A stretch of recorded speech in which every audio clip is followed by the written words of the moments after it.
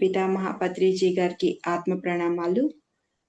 అలాగే మనకు ప్రతిరోజు ధ్యానాన్ని జ్ఞానాన్ని అందిస్తూ మనందరి ఎదుగుదలకు కృషి చేస్తున్న గురు దంపతులు బ్రహ్మర్షి తటవర్తి రాఘవరావు సార్ గారికి, బ్రహ్మ విద్యుషి రాజలక్ష్మి అమ్మ గారికి ఆత్మ ప్రణామాలు. అలాగే జూమ్లో పాల్గొన్న ఆత్మ బంధువులందరికీ ఆత్మ ప్రణామాలండి. నా పేరు హరీషారాణి, నేను విజయవాడ నుంచి మాట్లాడుతున్నాను. నేను ఈరోజు తీసుకున్న టాపిక్ మన గురువు గారు రాఘవరావు గారు చెప్పిన టాపిక్ అండి. ఇది బాధ శరీరానిదా మనసుదా అనే టాపిక్ తీసుకున్నాను మాస్టర్స్. మనందరము అద్భుతమైన శ్వాస మీద ధ్యాస ధ్యాన మార్గంలో ఉన్నాము. అలాగే జ్ఞానాన్ని సంపాదించుకుంటున్నాము. కానీ మనందరి జీవితాలలో కష్టాలు బాధలు ఉంటూనే ఉంటున్నాయి. అంటే ఒక్కొక్కరికి ఒక్కొక్క రకమైన సమస్యలు ఉంటూ ఉంటాయి. కొంతమందికి ఆర్థిక సమస్యలు ఉంటాయి, కొంతమందికి ఆరోగ్య సమస్యలు ఉంటాయి, కొంతమందికి పిల్లలతో సమస్యలు. అంటే పిల్లలతో సమస్యలంటే పిల్లలు చదువులు అయిపోయాక పిల్లలకి జాబులు రాలేదని, లేకపోతే జాబులొస్తే గనక తర్వాత ఇంకా మంచి జాబులు రావాలని, లేకపోతే పిల్లలు చదువులయిపోయి జాబులొచ్చినాక పెళ్ళిళ్ళు అవ్వలేదని, అట్లాంటి సమస్యలు రకరకాల సమస్యలు ఉంటూ ఉంటాయి. అలాగే కొంతమందికి ఇరుగు పొరుగు వారితో సమస్యలుంటాయి. అలాగే కొంతమందికి భార్యాభర్తల సమస్యలుంటాయి. ఇంకా కొంతమందికి వార్ధక్య సమస్యలుంటాయి. వార్ధక్య సమస్యలు అంటే కొంతమంది పెద్దవారుంటారు. వారికి పిల్లలు పెద్దవాళ్ళైనాక వాళ్ళని చూడకపోతే చాలా వాళ్ళు ఇబ్బంది పడతారు. కొంతమంది వాళ్ళని అనాథాశ్రమాలలో కూడా జాయిన్ చేస్తూ ఉంటారు. అలాంటప్పుడు వాళ్ళు ఎంతో బాధపడుతూ ఉంటారనమాట. ఈ విధంగా డబ్బుతోనూ బాధపడతారు, డబ్బు లేక. అలాగే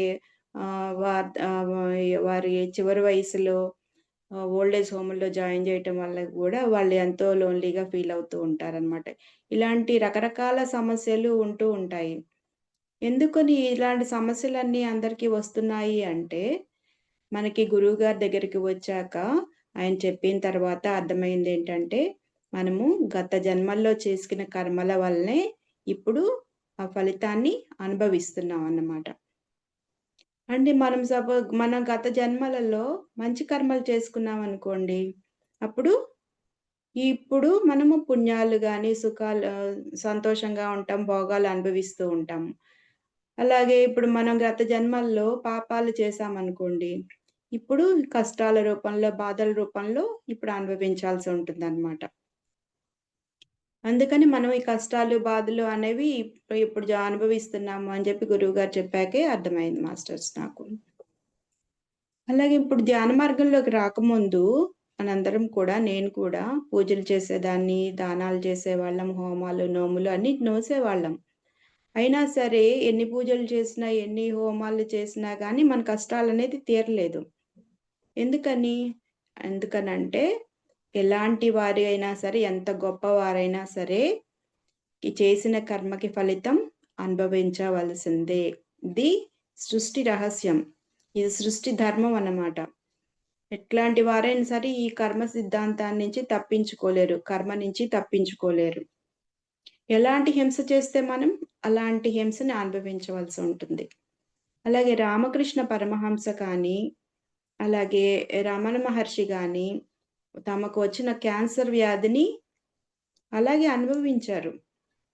వాళ్ళు ఆ వ్యాధిని పోగొట్టుకునే యోగ శక్తితో వారు పోగొట్టుకోగలరు.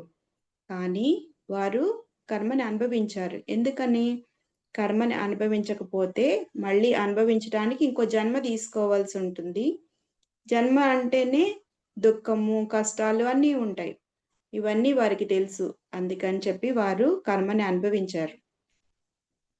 అలాగే మనము రామాయణం ద్వారా దశరథ్ మహారాజు కథ ద్వారా మనమిప్పుడు తెలుసుకుందాం మాస్టర్స్. ఎలాంటి కర్మ చేస్తే అలాంటి ఫలితం అనుభవిస్తాము అనే సంగతి గురించి దీన్ని మనము చెప్పుకుందాం ఇప్పుడు. దశరథ మహారాజు ఒకసారి అడవికి వేటకి వెళ్తారు. అడవిలో దూరంగా ఆయనకి ఒక లేడీ నీళ్లు తాగుతున్న చప్పుడు వినపడుతుందన్నమాట. అప్పుడు ఆయన ఏం చేస్తారు? ఒక బాణం వేస్తారు. నీరు తాగుతుంది లేడీ అనుకుని. బాణం వేస్తే తీరా ఆయనకి ఒక లేడీ అరుపు కాకుండా ఆయనకి ఒక బాలుడి అరుపు వినపడుతుంది. గబగబా దగ్గరికి వెళ్తారు. వెళ్ళేసరికి ఒక ముని బాలుడు కొనప్రాణంతో కొట్టుమిట్టాడుతూ ఉంటాడనమాట. అప్పుడు చూసి దగ్గరికి వెళ్తే ఆ బాలుడు ఇంత ప్రాణాలతో కొన ఊపిరితో ఉంటాడనమాట. ఆ బాలుడు అంటాడు, "రాజా, నేను మీకు ఏం అపకారం చేశాను? మీరు నన్ను చంపడానికి చూసారు. నాకు వృద్ధులైన తల్లిదండ్రులు ఉన్నారు. నేను వాళ్ళకి ఒక్కగానొక సంతానం. వారు నేను లేకుండా బ్రతకలేరు. నేను వారికి దాహంగా ఉందంటే నీరు తీసుకెళ్ళడానికి వచ్చానిక్కడికి. మీరు నన్ను వధించారు. అయితే మా తల్లిదండ్రులకు నీరు తీసుకెళ్ళి ఇవ్వండి" అని చెప్పి, ఇంకా అతను చనిపోతాడు. చనిపోతే ఇంకప్పుడు దశరథ మహారాజు చాలా బాధపడతాడు. బాధపడి వాళ్ళ తల్లిదండ్రుల దగ్గరికి వెళ్తాడనమాట. వెళ్ళితే వాళ్ళకి ఆ చప్పుడుని బట్టి తమ కుమారుడికి అది వచ్చింది అని వాళ్ళు గ్రహిస్తారు. వాళ్ళు వృద్ధులనమాట. తల్లిదండ్రులిద్దరూ వృద్ధులు. అప్పుడు దశరథ మహారాజు జరిగిందంతా చెప్తారు ఆ తల్లిదండ్రులకి. చెప్పేసరికి ఆ వృద్ధురాలైన తల్లి కొడుకు చనిపోయాడు అని వినేసరికి అక్కడికక్కడే మరణిస్తుందనమాట. వినగానే చనిపోతుంది. అయితే ఆ వృద్ధుడైన తండ్రి ఇంకా ఎంతో బాధతో చెప్తాడనమాట. "రాజా, మీరు మాకు ఒక్కగానొక్క కుమారుడిని చంపేశారు. మేము అతను లేకుండా బ్రతకలేము. అతనే మాకు జీవనాధారము. మేము ఇంకా బ్రతికి ఉండలేము. మేము మరణిస్తున్నాము" అని చెప్పి ఏమంటాడంటే, ఎంత బాధతో అన్నమాట తండ్రి. "నువ్వు ఏ విధంగానైతే మాకు పుత్రశోకాన్ని మిగిల్చావో, నువ్వు కూడా అలాంటి పుత్రశోకాన్ని అనుభవించి మరణిస్తావు" అని చెప్పి శపించి ఆ తండ్రి కూడా చనిపోతాడనమాట. తర్వాత కాలంలో దశరథ మహారాజు ఏ పుత్రశోకాన్నయితే వృద్ధ తల్లిదండ్రులకి ఇచ్చాడో అదే పుత్రశోకంతో మరణించడం జరుగుతుంది. అంటే ఎలాంటి కర్మ చేశాడో అలాంటి ఫలితాన్నే అనుభవించారు అని చెప్పి మనం దీని ద్వారా తెలుసుకోవచ్చు మాస్టర్స్. ఇప్పుడు మనము సుఖాలొచ్చినాయనుకోండి, ఎవరికైనా ఎంతో సంతోషంగా ఉంటుంది. మనము సుఖాలు అనుభవిస్తుంటే చాలా హ్యాపీగా ఉంటాము. అదే కష్టాలొచ్చినాయనుకోండి, ఎవరికైనా తట్టుకోవడం గానీ, ఇంకా బాధపడటం అంటే ఎవరికైనా కష్టంగానే ఉంటుంది. చాలా విలవిల్లాడిపోతాం అనమాట కష్టాలొచ్చినాయంటే. ఇప్పుడు మన గురువుగారు లాంటి వారి దగ్గరికి వెళ్లి, ఇలా కష్టాలు వస్తున్నాయి, మేము తట్టుకోలేకపోతున్నాము, ఏం చేయాలి అని అడిగితే వారు చెప్తారు. ఏమని? కష్టాలని రాకుండా అయితే చేయలేము కానీ, కష్టాలని తట్టుకునే శక్తినైతే సంపాదించుకోవచ్చు అని మనకు సద్గురువుల దగ్గరికి వెళ్ళినప్పుడు వాళ్ళనడిగితే వాళ్ళు చెప్తారనమాట. మన జ్ఞాన మార్గంలోకి రాకముందయితే కష్టాలొచ్చినాయనుకోండి, అప్పుడేమనుకుంటాము? అమ్మో! నాకే కష్టాలు వస్తున్నాయి. భగవంతుడు నన్నెందుకు ఇంత బాధ పెడుతున్నాడు? దేవుడికి నా మీద దయ లేదు అనుకుంటాం. జ్ఞాన మార్గంలోకి రాకముందు. నేను తట్టుకోలేకపోతున్నాను అని అనుకుంటాం. ఇప్పుడు జ్ఞాన మార్గంలోకొచ్చాక మనకు కష్టాలు వస్తే ఏమనుకుంటాము? సరే, ఎప్పుడో గత జన్మలో మనం చేసుకున్నాము. అందుకని ఇప్పుడు అనుభవిస్తున్నాము. సరేలే, ఒక అప్పు తీరిపోయింది. ఒక కర్మ తీరిపోయింది అనుకుంటాం. బాధ అయినా సరే నవ్వుతూ అనుభవిస్తామన్నమాట. కర్మ తీరిపోయింది అని మనకు తెలుస్తుంది. మన కర్మ సిద్ధాంతం తెలుసు కనుక. ఏ ఇప్పుడు ఏంటంటే మనము ఎవరికైనా సరే పాపకర్మలు చేయకుండా ఉండటం ఎవరికీ సాధ్యం కాదు. కానీ కష్టాలను తట్టుకునే శక్తినైతే సంపాదించుకోవచ్చు అంటున్నారు. అది ఎలా సంపాదించుకోవచ్చు అనేది మనం ఇప్పుడు కొన్ని ఎగ్జాంపుల్స్ ద్వారా తెలుసుకుందాం మాస్టర్స్. అంటే ఇప్పుడు మనకు సపోజ్ మనకు వంట చేస్తూ ఉంటాం కదా! లేడీస్ జనరల్‌గా. వంట చేస్తున్నప్పుడు ఈ వేలు కట్ అయిందనుకోండి, కూరగాయల కోసం చాకు కట్ అవుతూ ఉంటది కదా! కట్ అయితే అప్పుడేం చేస్తాం మనం? ఆ వేలికి కాస్త పసుపు రాసుకుంటాము. లేకపోతే బర్ణాలు రాసుకొని లేదా బ్యాండేడ్ వేసుకుంటాము. అప్పుడేమనుకుంటాం, శరీరంలో ఏ భాగానికి నొప్పి అయినా సరే ఏమనుకుంటాం మనం? ఆ నొప్పి అనేది శరీరానికి అనుకుంటాం. కానీ ఆ నొప్పి అనేది శరీరానిది కాదు. ఆ నొప్పి అనేది మనసుదనమాట. అది ఎలాగో కొన్ని ఎగ్జాంపుల్స్ ద్వారా మళ్ళీ ఇంకా మీకు చెప్తే బాగా అర్థమవుతుంది మాస్టర్స్. కొన్ని ఎగ్జాంపుల్స్ ఇస్తాను నేను. సపోజ్ మనము ఈవినింగ్ టైమ్ స్నాక్స్ కానీ వంటింట్లో వండి పునుగులో ఏద్దామని అంతా రెడీ చేసి పెట్టుకున్నామనుకోండి. కొంత వేసేస్తాము. పునుగులంతా అయిపోయినంక లాస్ట్‌కొచ్చేసరికి పునుగులనేసరికి ఒక్కోసారి పేలుతూ ఉంటాయి గదా! పేలినప్పుడు ఆ ఆయిలు అంతా గబుక్కున కింద మీద అంతా పడుతుంది. ఒక్కోసారొచ్చి మన మీద కూడా పడుతూ ఉంటుంది. చేతుల మీద అలా పడిందనుకోండి. అప్పుడు చేతుల మీద బొబ్బలయ్యి వస్తాయి. మంట పుడుతూ ఉంటుంది. నొప్పిగా ఉంటుంది. బాధపడుతూ ఉంటాం. అప్పుడు అయ్యో! నొప్పిగా ఉంది అని అనుకుంటాం జనరల్‌గా. అంతలోకి పిల్లలొచ్చారనుకోండి, అప్పుడు వాళ్ళతో ఏం చెప్తూ ఉంటాము, అప్పటి వరకు నొప్పుంటుంది మనకి. పిల్లలొచ్చేసరికి ఏం చెప్తూ ఉంటాం, అమ్మ మీరొస్తున్నారు, మీరొచ్చేసరికి వేడి వేడిగా పునుగులేసి ఉంచుదామని చెప్పి నేను పునుగులేస్తున్నాను. పునుగులేస్తుంటే అంతలోకి ఒక పునుగు పేలింది. పేలి ఇలా నా మీద పడింది. చేతి మీద పడింది. బొబ్బలొచ్చాయి. అబ్బా! చాలా నొప్పిగా ఉంది. మంటగా ఉంది. ఇలా పేస్ట్ రాసుకున్నాను. అది బర్నాలేదో రాసుకున్నాను. అయినా ఇంకా నొప్పి తగ్గలేదు. ఇంకా తేనె గూడా అప్లై చేశాను అని అట్లా పిల్లలతో చెప్తూ ఉంటాం. ఏమవుతుంది అప్పటి వరకు నొప్పి అనుకున్న మనము, ఈ పిల్లలతో మనం ఇయన్నీ మాట్లాడుతూ ఉండేసరికి మన మనసనేది డైవర్ట్ అయింది. మాటల మీదకి వెళ్ళింది.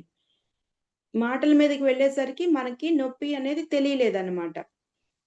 మళ్ళీ చెప్పడం అంతా అయిపోయినాక అబ్బా! నొప్పిగా ఉంది, మళ్ళీ మంటగా ఉంది అని చెప్పేసి మళ్ళీ ఫ్యాన్ కింద కూర్చుంటాం. ఇదంతా ఏంటంటే, మనకి శరీరానిదే నొప్పి, బాధ అయితే గనక మనకెప్పుడూ ఉండాలి. కానీ, మనము మాటలు చెప్పేటప్పుడనేది నొప్పుండట్లేదు. మరి మాటలు చెప్పకుండా మామూలుగా కామ్‌గా ఉంటేనేమో నొప్పుంటుంది. అంటే, ఈ బాధ అనేది శరీరానిది కాదు. బాధ అనేది మనసుది అని మనకి అర్థమవుతుంది. అలాగే ఇంకో ఎగ్జాంపుల్ తీసుకుంటే, సపోజ్ మనకి ఏ జ్వరం వచ్చిందనుకోండి, డాక్టర్ గారి దగ్గరికెళ్తాము. వెళ్ళినప్పుడు డాక్టర్ గారు ఇంజెక్షన్ చేస్తారు. ఆ ఇంజెక్షన్ అంటే చాలా మందికి భయం ఉంటుంది. అప్పుడేం చేస్తారు డాక్టర్ గారు మాటల్లో పెడతారనమాట మనని. మనమే ఎళ్ళామనుకోండి అప్పుడేమంటారు, "అమ్మ మీకు మీ హస్బెండ్ ఏం చేస్తారు? లేకపోతే మీ పిల్లలు ఎంతమంది? మీ పిల్లలు ఏం చదువుతున్నారు? మీ ఎక్కడ చదువుతున్నారు?" అట్లా చిన్నది ఏదో ఒకటి అడుగుతూ ఉంటారు డాక్టర్ గారు. ఎందుకని మనం మనసు డైవర్ట్ చేయడానికి. అప్పుడు ఏం చేస్తాం మనం? ఆయన అడుగుతుంటే ఆ క్వెషన్స్‌కి ఆన్సర్స్ చెప్తూ ఉంటాం. అప్పుడేమవుతుంది, ఆ ఇంజెక్షన్ చేసేదే మనకు తెలీదు. ఈలోపు ఆయన ఇంజెక్షన్ చేసేస్తారు. మన మనసంతా ఆయన అడిగే మాటల మీద ఉందన్నమాట. మనం అప్పుడు ఆన్సర్స్ ఇస్తూ ఉంటాం. క్వెషన్స్ అడుగుతూ ఉంటారు. మనం ఆన్సర్స్ ఇస్తూ ఉంటాం కాబట్టి, మన మనసంతా అటు మాటల మీదకి మళ్ళింది. కాబట్టి ఆ డాక్టర్ గారు ఇంజెక్షన్ చేసింది తెలీదు. ఆ నొప్పనేది తెలీదు మనకి. మనసు డైవర్ట్ అయినప్పుడేమో నొప్పి ఉండదు. మనసు డైవర్ట్ అవ్వకుండా మనసు ఖాళీగా ఉన్నప్పుడేమో నొప్పుంటుంది. అంటే శరీరానికే నొప్పైతే ఎప్పుడూ ఉండాలి ఆ నొప్పనేది. కానీ శరీరానిది బాధ కాదు. ఆ బాధంతా మనసుదే అని చెప్పేసి మనకి ఎగ్జాంపుల్ ద్వారా కూడా అర్థమవుతుంది. అలాగే ఇంకో ఎగ్జాంపుల్ తీసుకుంటే, ఇప్పుడు నాకొక 2 ఇయర్స్ బ్యాక్ జ్ఞాన మార్గంలోకి రాకముందు ఆపరేషన్ జరిగింది. అప్పుడు చాలామంది ఫ్రెండ్స్, చుట్టాలు అందరూ ఫోన్‌లు చేసి మాట్లాడుతూ ఉండేవాళ్ళు. కొంతమంది ఇంటికొస్తూ ఉండేవాళ్ళు. వచ్చి అప్పుడు అడుగుతూ ఉండేవారనమాట. "ఏమైంది? ఎందుకు చేశారు ఆపరేషను?" అని అట్లా అడుగుతూ ఉండేవాళ్ళు. అంతకుముందు ఎవరూ లేనప్పుడు మామూలుగా నేనొక్కదాన్నే ఉన్నప్పుడైతే అబ్బా! నొప్పిగా ఉంది, బాధగా ఉంది అని జెప్పేసి ఆపరేషన్ అనేసరికి ఎంతైనా నొప్పది ఉంటుంది గదా! తెలుస్తూ ఉంటుంది అని అనుకునే నేను.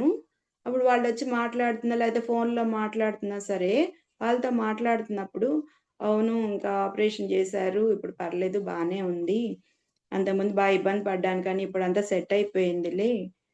ఇంకా కొంచెం కొన్ని రోజులు రెస్ట్ తీసుకుంటే సరిపోతుందన్నారు అని వాళ్ళతో ఇట్లా మాట్లాడుతూ ఉంటే, అప్పటి వరకు నొప్పి అనే నేను అప్పుడు నొప్పనేది తెలిసేది గాదనమాట. అంటే ఏంటిక్కడ, మనకి మాట్లాడుతున్నప్పుడేమో మన మనసు మాటల మీదకి డైవర్ట్ అయింది. అయ్యేసరికి మనకు నొప్పనేది తెలియట్లేదు. అది ఇప్పుడు వాళ్ళంతా మాట్లాడడం కాసేపుండి ఎళ్ళిపోయినాక మళ్ళీ చూసుకుంటే అబ్బా! నొప్పిగా ఉంది అని జెప్పేసి మళ్ళీ అనిపిస్తూ ఉంటదనమాట. అంటే ఈ శరీరానికి నొప్పైతే గనక నొప్పనేది మనకెప్పుడూ ఉంటుంది. కానీ మాట్లాడేటప్పుడు నొప్పుండట్లేదు అంటే మన నొప్పనేది మనసుదే కానీ శరీరానిది కాదు అని మనకి ఎగ్జాంపుల్ ద్వారా అర్థమవుతుంది. అలాగే ఇంకో ఎగ్జాంపుల్ తీసుకుంటే మనకి ఆపరేషన్ చేస్తారు. జనరల్‌గా పిల్లలు పుట్టినప్పుడు ఆపరేషన్స్ అయి చేస్తూ ఉంటారు కదా! ఆపరేషన్ చేసినప్పుడు మత్తిస్తారనమాట. మత్తిచ్చి పొట్టను కోసి బేబీని తీస్తారు. తర్వాత కుట్లేసేస్తారు. అప్పుడు ఏమవుతుంది, మనకి మత్తిచ్చినప్పుడు మనకి నొప్పనేది తెలీదు. అదే శరీరానికైతే నొప్పే అనుకోండి, ఎప్పుడు అనేది మనకి నొప్పనేది తెలుస్తుంది. అంతేగాని ఇప్పుడు మత్తిచ్చారు, పొట్ట కోస్తారు, శరీరాన్ని ఎంత కోసినా సరే మనకి నొప్పనేది తెలీదు. ఆ మత్తు విడిపోయిన తర్వాత మళ్ళీ మనకు ఆ నొప్పి, పెయిను అంతా కూడా తెలుస్తూ ఉంటుందనమాట.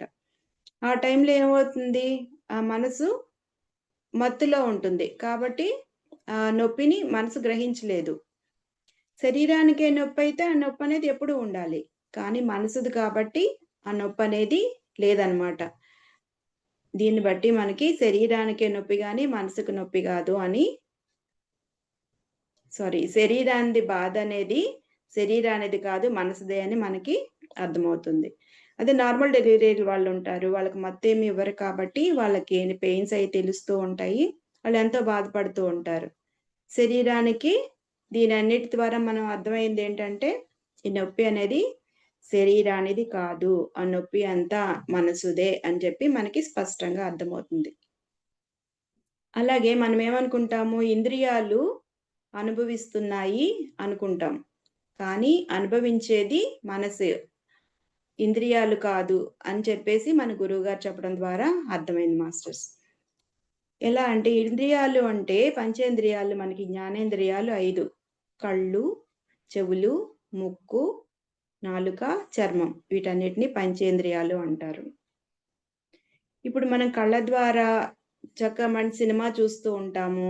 అలాగే చెవుల ద్వారా మంచి సంగీతం వింటూ ఉన్నా, అలాగే ముక్కు ద్వారా మంచి సుగవాసనలు పీలుస్తూ ఉన్నా, అలాగే నోటి ద్వారా మంచి రుచికరమైన ఆహార పదార్థాలు ఆస్వాదిస్తున్నా, మాట్లాడుతున్నా, ఇంకా చర్మం ద్వారా శరీరానికి ఎంత సుఖం ఇప్పుడు ఏసీ రూమ్‌లో చక్కగా పడుకోబెట్టామనుకోండి, చర్మానికి సుఖంగా ఉంటుంది కదా! అలా ఏం చేసినా సరే ఇవన్నీ కూడా ఇంద్రియాల ద్వారా మనసే గ్రహిస్తుంది. కానీ మనం ఏమనుకుంటాము, ఇంద్రియాలు గ్రహిస్తున్నాయి, ఇంద్రియాలు అనుభవిస్తున్నాయి అనుకుంటాం. ఇవన్నీ అనుభవించేది మనసే. ఇది మనం కొన్ని ఎగ్జాంపుల్స్ చెప్పుకుంటే మనకి ఇది కూడా ఎలాగో అనేది మనకు క్లియర్‌గా అర్థమవుతుంది మాస్టర్స్. సపోజ్ మనము ఒక మంచి ఒక సస్పెన్స్ థ్రిల్లర్ సినిమా ఏమన్నా చూస్తున్నామనుకోండి. అప్పుడు ఇంకా ఏంటంటే, ఆ సినిమాలో లాస్ట్‌కొచ్చేసరికి విలన్ ఎవరా అని ఎంతో యాంక్సైటీగా చూస్తూ ఉంటాము. అదంతా చూస్తూ ఉన్నప్పుడు మనం పక్కన ఎవరన్నా వచ్చింది గమనించి, వెళ్ళేది గమనించి మన మైండ్ అంతా కూడా సినిమా మీదే ఉంటుంది. అటు టీవీ ముందు నుంచే మన పిల్లలు ఇంట్లోకి వెళ్తారు. అయినా సరే మనం గమనించం.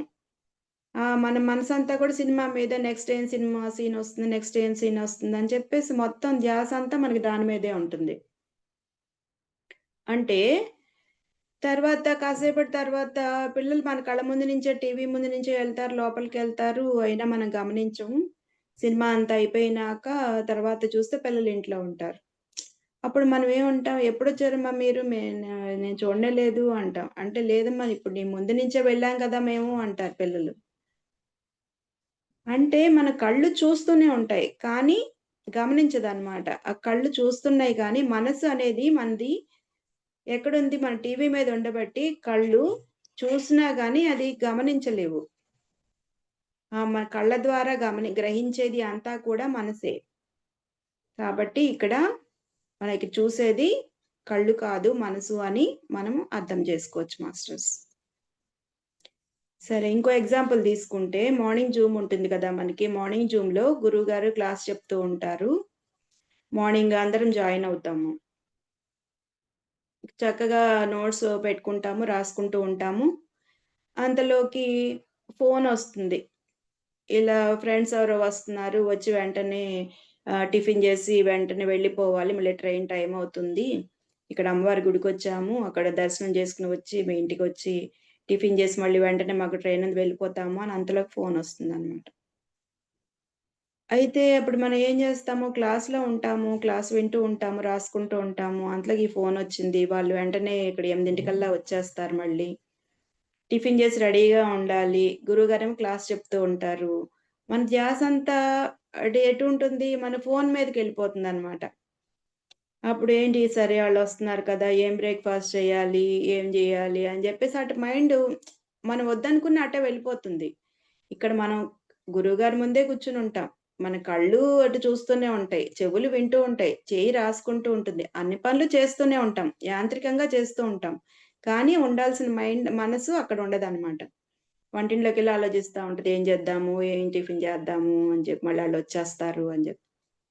క్లాస్ అయిపోతుంది. అయిపోయేసరికి గురువుగారు మళ్ళీ క్లాస్ అయిపోయినాక అన్‌మ్యూట్ చేసి అందరిని మాట్లాడిస్తూ ఉంటారు. అప్పుడు మీకేం అర్థమైంది క్లాస్ ఏం చెప్పండి అని అంటారు. అప్పుడు మనం ఏం జెప్తాము? ఏం జెప్పాలో అర్థం గాదనమాట. ఒకటో రెండో ముక్కలు కొంచెం వెళ్తాయి గదా మైండ్‌లోకి అప్పుడు గబుక్కున అదేదో చెప్తాము. ఎందుకని మనం గ్రహించలేకపోయాము అంటే మన మనసనేది అక్కడ లేదు. ఎందుకని మన మాటల మీదకి మన గురువుగారి మాటలు వినట్లేదనమాట. ఎందుకనంటే మన మైండ్ అటు వంటింట్లోకెళ్ళిపోయింది. మనసు కేంద్రీకరించి వింటేనే మనం ఏదైనా చెప్పగలుగుతాం. మన మనసు అక్కడ లేదు కాబట్టి మనం చెప్పలేకపోయాం. అక్కడ చెవులు వింటున్నాయి కానీ, మనసు గ్రహించలేదనమాట. దీన్ని బట్టి మనకు అర్థమయ్యేదేంటంటే, వినేది చెవులు కాదు మనసే. చెవులు గ్రహిస్తున్నాయి అనుకుంటాం కాదు, గ్రహించేదంతా మనసే అని ఈ ఎగ్జాంపుల్ ద్వారా మనకర్థమవుతుంది మాస్టర్స్.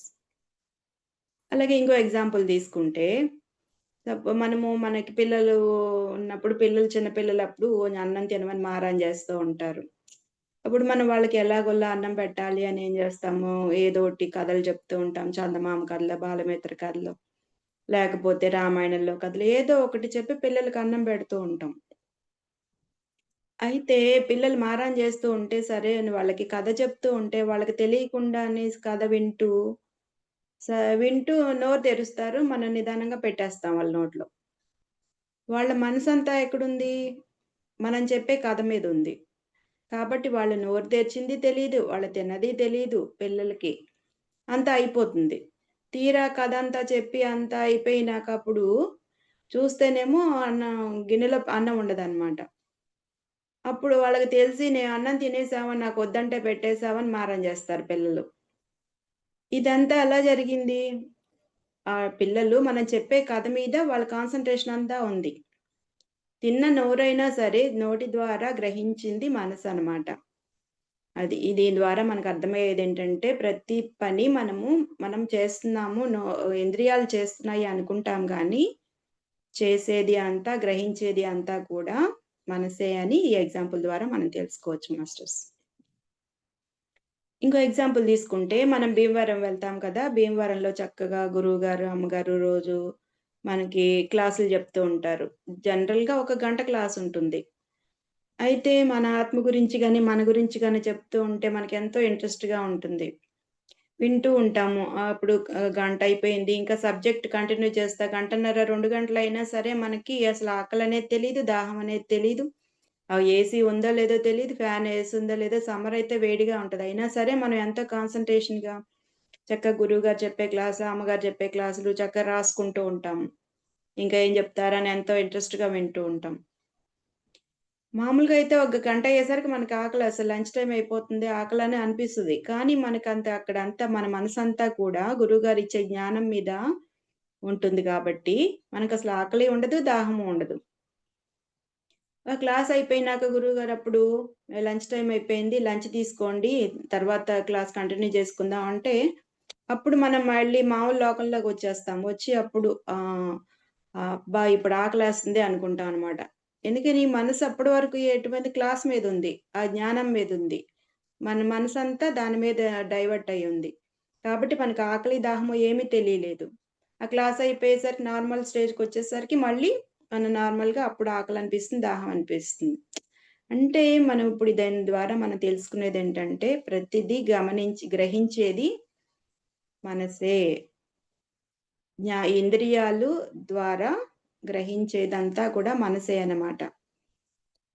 అలాగే మనకి కష్టమొచ్చినా, దీని ద్వారా మనకి బాధైనా, కష్టమైనా, సుఖమైనా, సంతోషమైనా ఏదైనా సరే అనుభవించేది మనసే అని చెప్పి మనము ఎగ్జాంపుల్స్ ద్వారా తెలుసుకోవచ్చు మాస్టర్స్. సుఖమొస్తే ఎంతో సంతోషంగా ఉంటుంది గానీ, బాధొస్తే ఎవరికైనా కష్టంగానే ఉంటుంది కదా! బాధలు అనేది అసలు మనసు తీసుకోలేదనమాట. ఎంత సుఖాన్నైనా తీసుకుంటుంది కానీ, బాధలనస్సలు అనుభవించలేదు. అందుకని బాధలు తట్టుకోవాలి అంటే, మనసు యొక్క ప్రాముఖ్యం తగ్గించాలి. ఈ మనసు యొక్క ప్రాముఖ్యం తగ్గించాలి అంటే, మనము శ్వాస మీద ధ్యాస పెట్టి ధ్యానం చేయాలి. మనకిప్పుడు మనం జూసుకుంటే మానవుడు అంటే ఎవరు? శరీరము, మనసు, ఆత్మ. ఈ 3 కలిస్తే మానవుడు అని మనందరికీ తెలుసు. శరీరము కనిపిస్తుంది. కానీ మనసు కనిపించదు. ఆత్మ కనిపించదు. ఇప్పుడు ఈ శరీరాన్ని మనసు ఆధీనంలోంచి తప్పిస్తే ఆత్మ ఆధీనంలోకి వెళ్తుంది. ఆత్మ ఆధీనంలో గనక శరీరం ఉంటే గనక శరీరానికి బాధ అనేదే ఉండదు. ఎందుకనంటే ఆత్మ అంటే ఎవరు? భగవంతుడు. మనకి తెలుసు. ఆత్మే భగవంతుడు అని మనందరికీ తెలుసు. అంటే భగవంతుడికి ఏ బాధ ఉండదు. భగవంతుడికి ఆత్మకి ఏ రూపము లేదు. శ్రీకృష్ణ భగవానులు ఏం చెప్పారు మనకి భగవద్గీతలో?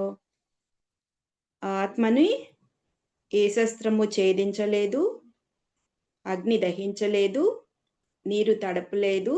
ఇది అన్నిటికీ అతీతమైనది శక్తి, స్థితి ఆత్మది అని చెప్పారు. ఆత్మకి ఏ రూపము కూడా లేదు. మనమేమనుకుంటాము? జనరల్‌గా ఇదివరకు జ్ఞాన మార్గంలోకి రాకముందు భగవంతుడంటే ఎక్కడో ఉన్నాడు. ఆ కొండల మీద ఉన్నాడు. ఆ పుణ్యక్షేత్రాల్లో ఉన్నాడు అని చెప్పి మనం దేవుణ్ణి వెతకడం కోసం పుణ్యక్షేత్రాలకని, తీర్థాలకని అటు ఇటు ఎక్కడికెక్కడికో పరిగెత్తేవాళ్ళం. గుడిలో ఉన్నాడు అనుకుని. కానీ మనం తెలుసుకోవాల్సిందేంటంటే భగవంతుడు ఆత్మ రూపంలో మనలోనే ఉన్నాడు. ఈ విషయాన్ని మనకి అర్జునుడు అడిగినప్పుడు శ్రీకృష్ణ భగవానులు భగవద్గీతలో చెప్పారనమాట. 10వ అధ్యాయం 20వ శ్లోకం ద్వారా శ్రీకృష్ణ భగవానులు చెప్పడం జరిగింది. ఏమని? అహమాత్మ గుడాకేశ సర్వభూతాశయ స్థితః అహమాదిత్య మధ్యం చ భూతానాం అంత ఏవ చ. అంటే ఇక్కడ గుడాకేశుడు అంటే నిద్రను జయించినవాడు అని అర్థం. నిద్రను జయించటం అంటే ఇవి ఎంతసేపు కావాలంటే అంతసేపు నిద్రపోతారు. అలాగే ఎంత కాలం వద్దు అనుకుంటే అంతకాలం పడుకోకుండా ఉండగలుగుతారనమాట. ఎంతసేపు మేలుకొనుండాలంటే అంతసేపు మేలుకొనుంటారు. అలా ఈ నిద్రను జయించటం అంటే 2, 3 రోజులైనా నిద్రపోవద్దు అనుకుంటే నిద్రపోకుండా ఉంటారు. వీడిని గుడాకేశుడు అంటారనమాట. గుడాకేశుడు అని అర్జునుడిని అంటారు. శ్రీకృష్ణ భగవానుడు అర్జునుడితో చెప్తారనమాట. అర్జునా నేనెవరనుకున్నావు? నేను ఆత్మను అని శ్రీకృష్ణ భగవానుడు భగవద్గీతలో స్పష్టంగా చెప్పడం జరిగింది. నేను ఆత్మ రూపంలో సమస్త జీవరాశుల్లోనూ ఉన్నాను అని చెప్పారు. సమస్త జీవరాశుల్లో అంటే 84 లక్షల జీవరాశుల్లో అంటే కోళ్ళు, మేకలు, జలచరాలు, చేపలు, రొయ్యలు, మనుషులు, మానవులు అందరూ 84 లక్షల జీవరాశుల్లోనూ ఆత్మ రూపంలో భగవంతుడు నిక్షిప్తమై ఉన్నాడు. ఈ ఆత్మకి చావు లేదు. శరీరానికే చావుంది గానీ ఆత్మకి చావు లేదు. అలాగే ఆది శంకరాచార్యులు వారేం చెప్పారు? దేహమే దేవాలయం అని చెప్పారు. దేవుడు దేవాలయంలో ఉంటాడు అని అన్నారనమాట. అలాగే ఇంకా ఇప్పుడు మనం మనసుని గురించి చెప్పుకుంటున్నాం గదా! మన మనసు ప్రాముఖ్యం తగ్గితే ఆత్మ ప్రాముఖ్యం పెరుగుతుంది. మనసు ఆత్మని ఆవరించి ఉంది. ఈ మనసు ప్రాముఖ్యం తగ్గాలి అంటే ఈ ఆత్మ ప్రాముఖ్యం మనం పెంచాలి. ఆత్మ ప్రాముఖ్యం పెరిగితే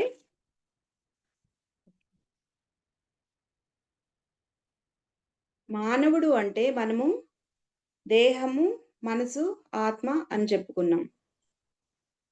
మనసుని ఆత్మ, ఆత్మ మనసుని ఆవరించి ఉంది. కాబట్టి మనకి మనసుకి అరిషడ్ వర్గాలు అనేవి ఉంటూ ఉంటాయి. అరిషడ్ వర్గాలంటే ఏంటి? కామము, క్రోధము, లోభము, మోహము, మదము, మాత్సర్యము. వీటన్నిటిని అరిషడ్ వర్గాలు అంటారు. ఇవన్నీ మనసుని ఆవరించి ఉండటం వలన మనసు ఎక్కువగా చెడు లక్షణాలు ఉంటాయి. మనసు శుద్ధి అయితే గనక అన్నీ మంచి లక్షణాలే ఉంటాయన్నమాట మనసుకి. ఈ బాధను అనుభవించేదంతా మనసే. మనకి మనసుకి బాధ కలిగినా, సంతోషం కలిగినా, చెవుల ద్వారా, ముక్కు ద్వారా, నోటి ద్వారా ఏం చేసినా సరే మనసు అంతా గ్రహిస్తూ ఉంటుందన్నమాట. ఈ మనసు యొక్క ప్రాముఖ్యం తగ్గించాలి. సపోజ్ ఇప్పుడు మనం ఒక రోడ్డు మీద వెళ్తూ ఉన్నామనుకోండి. ఏ చింతకాయలో, ఉసిరికాయలో ఏమన్నా చూసామనుకోండి. అప్పుడేమవుతుంది? మన నోట్లో నీళ్లు ఊరతాయి. ఎందుకు? చూసిందేమో కళ్ళు. నోట్లో నీళ్లూరిందేమో నోట్లో. చూసిన లోకి నోట్లో నీళ్లు ఊరవు. తిన్న నోరుకేమో చూడలేవు. ఇదంతా కారణం ఏంటంటే, దీనికంతటికి కారణం కూడా మనసే. మనము కర్మలు చేశాం కాబట్టి, ఈ కష్టాలనేది మనకి వస్తూనే ఉంటాయి.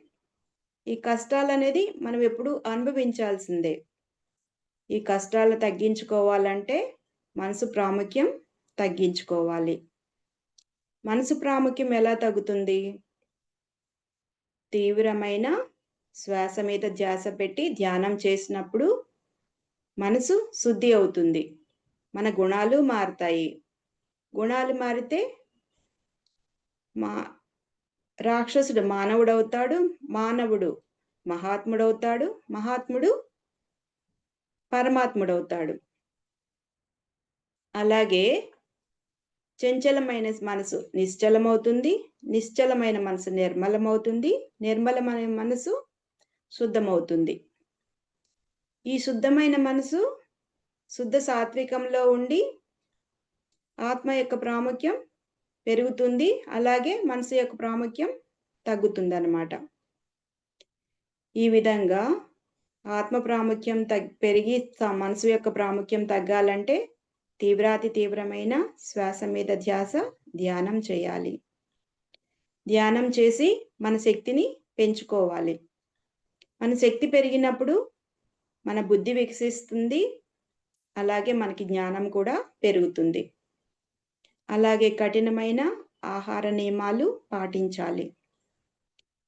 సాత్వికమైన శాకాహారం తీసుకోవాలి. అంటే ఫ్రూట్స్ గాని అలా తీసుకోవచ్చు. మసాలాలు గాని, ఉప్పు, కారాలు ఎక్కువ ఉన్న ఫుడ్ గాని తీసుకోకూడదన్నమాట. అలాగే తమోగుణం సంబంధమైన ఆహార పదార్థాలు తీసుకోకూడదు. అంటే ఫ్రిడ్జ్‌లో పెట్టినవి, అలాగే నిలవ ఉన్నవి, పులిసినవి ఇట్లాంటివన్నీ తీసుకుంటే మనం సంపాదించుకున్న శక్తి అంతా కోల్పోతాము. అలాగే రజోగుణ సంబంధమైన ఆహారాలు తీసుకోకూడదు. అంటే మాంసము, గుడ్లు, వెల్లుల్లి ఇవన్నీ కూడా రజోగుణ సంబంధమైన ఆహారాలన్నమాట. ఇవన్నీ తీసుకున్నప్పుడు మనలో శక్తి అంతా కోల్పోతాము. ఎలా అంటే ఇప్పుడు మనం ధ్యాన సాధన చేసి సంపాదించుకున్న శక్తి అంతా కూడా సపోజ్ ఒక చిన్న చిల్లు కుండలో నీళ్లు పోసామనుకోండి. ఆ నీళ్ళన్నీ పోతూ ఉంటాయి కదా! చిల్లు ఉంది కాబట్టి పైనుంచి నీళ్లు పోస్తూ ఉంటే కింద నుంచి నీళ్లు కారిపోతూ ఉంటాయి. అలాగే మనము ఎంత ధ్యానం చేసి శక్తి సంపాదించినా, ఇటువంటి ఆహారాలు తీసుకోవడం వలన సంపాదించిన శక్తి అంతా పోతుంది. గురువుగారు ఏం చెప్తారంటే, మనము ఒకరోజు తీసుకున్న ఆహారం వల్ల వెల్లుల్లి గాని, ఇటువంటి ఆహారాలు తమోగుణ ప్రధానమైన ఆహారాలు, రజోగుణ ప్రధానమైన ఆహారాలు తీసుకుంటే 6 నెలల శక్తి మనకి వృధా అవుతుంది అని చెప్తారు. అందుకని చెప్పి మనం ఆహారం విషయంలో చాలా కఠినంగా నియమాలు పాటించాలి మాస్టర్స్. అలాగే స్వాధ్యాయము చేయాలి. స్వాధ్యాయము అంటే గురువుగారు రాసిన బుక్స్, అమ్మగారు రాసిన బుక్స్, ఇంకా పత్రి సార్ రాసిన బుక్స్ ఇవన్నీ చదువుతూ ఉండాలి. ఇవన్నీ చదివినప్పుడు మనకి జ్ఞానం ఎంతో పెరుగుతుంది. ఇంకా మనకి స్వామి వివేకానంద, రామకృష్ణ పరమహంస, గౌతమ బుద్ధుడు వీరందరూ రాసిన బుక్స్, పత్రి సార్ వీరందరూ రాసిన బుక్స్ చదువుతూ ఉంటే మనకి ఎంతో జ్ఞానం అనేది పెరుగుతూ ఉంటుంది. ఇంకా సజ్జన సాంగత్యము చేయాలి. సజ్జన సాంగత్యము అంటే మనకి మార్నింగ్ జూమ్ ఉంటుంది. గురువుగారు 4 టు 6:30 జూమ్ ఉంటుంది. జూమ్‌లో పాల్గొనాలి. అలాగే గురువుగారు చెప్పే క్లాసులు వినటం, రాసుకోవడం వీటన్నిటి ద్వారా ధ్యానము కుదురుతుంది మనకి. అలాగే జ్ఞానము కూడా వింటాము. సజ్జనులతో సాంగత్యము చేస్తాము. సజ్జనులు అంటే సత్యం తెలిసిన వారిని సజ్జనులు అంటారు. అలాగే మధ్యాహ్నం జూమ్ ఉంటుంది. 2 గంటలు, 1 గంట మెడిటేషన్ ఉంటుంది. 1 గంట ఇద్దరు మాస్టర్స్ క్లాసులు చెప్తారు. అలాగే ఈవినింగ్ జూమ్ ఉంటుంది. 6 గంటల నుంచి 8 గంటల వరకు. 1 గంట మెడిటేషన్ ఉంటుంది. తర్వాత 1 గంటలో ఇద్దరు మాస్టర్స్ క్లాసులు చెప్తారు. ఇవన్నీ మనము సజ్జన సాంగత్యం చేయటం ద్వారా, జూముల్లో పాల్గొనటం ద్వారా మన జ్ఞానాన్ని ఎంతో పెంచుకోవచ్చు. అలాగే ఇంకా ఆత్మ సేవలు చెయ్యాలి.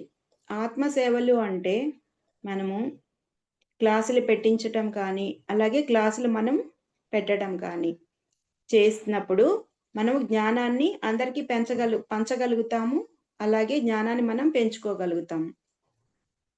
అలాగే మనకున్న సమయాన్ని, ధనాన్ని, వాక్కుని, శ్రమని వీటన్నిటిని కూడా జ్ఞానం పెంచుకోవడానికి ఉపయోగించాలి. అలాగే జ్ఞానం పంచటానికి ఉపయోగించాలి.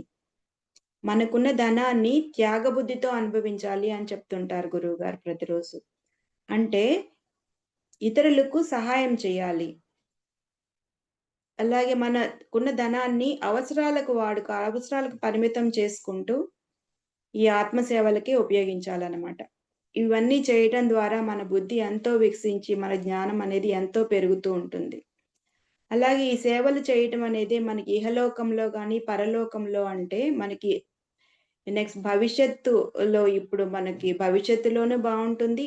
ఈ జన్మలో భవిష్యత్తు బావుంటుంది మనకి. అలాగే మనం చనిపోయిన తర్వాత మన భవిష్యత్తు కూడా చాలా బావుంటుంది అని చెప్తున్నారు గురువుగారు. ఈ సేవలు అనేవి మనకి తర్వాత జన్మలో మనకు కూడా వస్తాయి అని చెప్తున్నారు. వాసనలు, సంస్కారాలు, కర్మలు, జ్ఞానం ఇవన్నీ కూడా మనం చనిపోయాక మనకు కూడా వస్తాయి. అంతేగాని ఈ లోకంలో ఉన్న ధనం కానీ, ఈ డబ్బు గాని, ఆస్తులు, అంతస్తులు ఇవేమీ మనకు కూడా రావు. ఈ శాశ్వతమైన జ్ఞానమే మనకు కూడా వస్తుంది. కాబట్టి మనం ఆత్మ సేవలకి మనం సమయాన్ని కేటాయించి చక్కగా జ్ఞానాన్ని పెంచుకోవడానికి ప్రయత్నించాలి. ఈ విధంగా మనము ఆత్మసేవలు చేసినప్పుడు మన ఆత్మ ఎంతో తృప్తి పడుతుంది కాబట్టి, అక్కడ మనసు ప్రాముఖ్యం తగ్గిపోతుంది. మనకి ఆత్మ ప్రాముఖ్యం అనేది పెరుగుతుంది. ఆత్మ ప్రాముఖ్యం పెరిగినప్పుడు ఏమవుతుంది? మనకి జ్ఞానం అంటే ఏంటో తెలుస్తుంది. అప్పుడు మనం జ్ఞానం అంటే ఏమిటి? మనం దేహం కాదు, ఆత్మలం అని తెలుసుకోవడమే కాదు, ఆత్మలాగా జీవించాలి అని చెప్తున్నారు.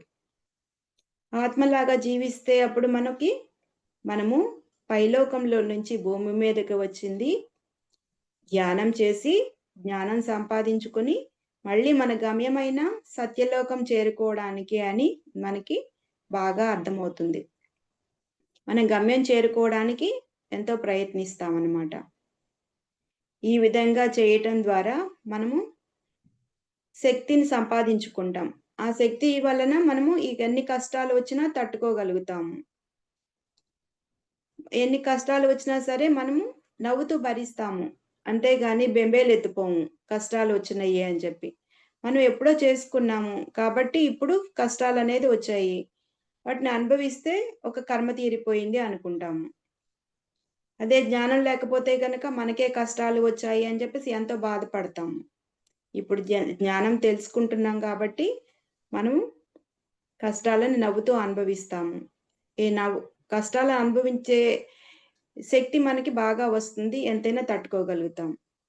అలాగే భీమవరంలో మనకి 1, 2, 3 తారీఖుల్లో జరిగే క్లాసులు అటెండ్ అవ్వటం ద్వారా కూడా మనకి అక్కడ తీవ్ర ధ్యాన సాధన చేసుకోవచ్చు. రోజుకు 10 గంటల ధ్యాన సాధన ఉంటుంది. అలాగే గురువుగారు, అమ్మగారు చెప్పే క్లాసులు వినటం ద్వారా కూడా మనకి ఎంతో జ్ఞానం పెరుగుతుంది. అక్కడ అలాగే ఆత్మసేవలు ఉంటాయి. స్వాధ్యాయము ఉంటుంది. అలాగే సజ్జన సాంగత్యము ఉంటుంది. అంతమంది సజ్జనులతో సాంగత్యం చేయటం వలన మనకి ఎంతో జ్ఞానం పెరుగుతుంది. ఇవే మనకి భవిష్యత్తు జన్మకి ఎంతో ఉపయోగపడతాయి అని గురువుల ద్వారా తెలుసుకోవడం వలన మనము ఈ జ్ఞానాన్ని పెంచుకొని మన జన్మలు తగ్గించుకోగలుగుతాం. ఇదే మనకి పరానికి ఉపయోగపడుతుంది. ఇవన్నీ తెలుసుకుంటే మనలో శక్తి పెరుగుతుంది. అలాగే కష్టాలను తట్టుకునే శక్తిని సంపాదించుకుంటాము. మన జన్మలు తగ్గించుకుంటాము. నాకు ఈ అవకాశం ఇచ్చినందుకు మాస్టర్స్ అందరికీ thank you all. Thank you very much. జూమ్‌లో పాల్గొన్న ఆత్మ బంధువులందరికీ ఆత్మ ప్రణామాలు masters. Thank you. Thank you sir.